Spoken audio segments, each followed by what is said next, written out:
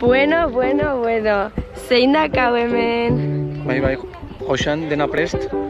Kaixo, Izaro. Bueno, dakau hemen txe Ibon, nire reportero favorito. Gaur zurizko jantzita, ni erredaktore, erreportarietako bat naiz, daugara guztira.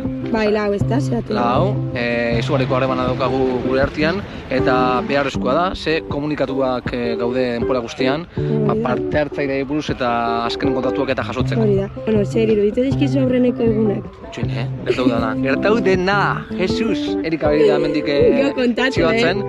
Kontau direnak ez dakit, egun asko dira, azkenean guretzako ere, ez dakit guzin egunetan bizi garen, baina guzki irten da, goizeko zilatira, eta ben gaude, azkenengo momentura arte. Eta, klaro, zuek azken finean batzutan ebai naufrago lanak inberditu zue. Adibidez, atzo, sorpresaz, ugartian loin berri zantzen. Atzo, eta gaur baita, ez dakit hemen enpadronatuko naiz, hemen udaletxe bat egingo dut, eta handago nire kanpalekua. Reportari baizea hemendikan kanpo, eta, bueno, zein izan da zure esperientzi arraroena edo bitxiena, gustokoena, bueno, pixkat komentatu jaso.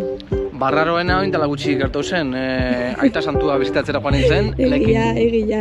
Legeitioko bati, ez da egititzen mane egin nion berak margostutako kuadrua Aita Santuari heleraziko niola, eta hori da arraruena, eta gero ez da egit, Euskal irrati batean lanean nengoela, ez genuen edukirik egun horretan, Bilboko jaiak ziren, eta Bilboko diputazio horretik uinez ninduala, hau Robert De Niro olkitu nuen. Robert De Niro aktoria. Eta entrevista egin izan zen? Bai, bueno, esan zidaten bi galdera bakarrik egin alnizkiola. Bueno, baino. Welcome to Bilbao, da do you like Basque Country izan nion bakarrik. Bueno, hemendikan agur izan gaitxego. Agur.